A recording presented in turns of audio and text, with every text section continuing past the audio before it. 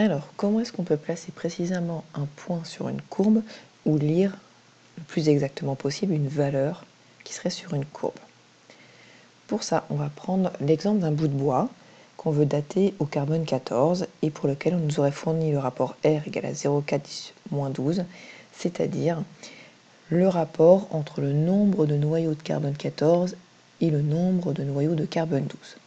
Donc, on nous donne la courbe ici. On sait que R vaut 0,4-10-12. Donc là, on a de la chance, on peut directement le placer sur le graphique.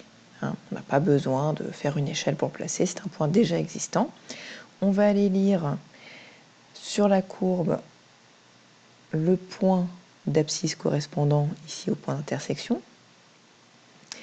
Et là, ça ne tombe pas pile sur une graduation, ni sur 5000, ni sur 10 000. On ne peut pas dire à peu près au pif combien ça vaut. Donc, il va falloir qu'on trouve l'échelle de cet axe-là. Et grâce à un petit produit en croix, on aura une valeur plus précise du temps qui s'est écoulé depuis la mort de l'échantillon de bois. Donc, ce qu'on va faire, c'est qu'on va prendre sur l'échelle la distance entre le point 0 et la plus grande graduation, ici 25 000.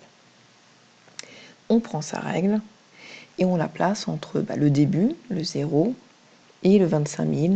Et donc ici, on va lire 18,5 cm par exemple.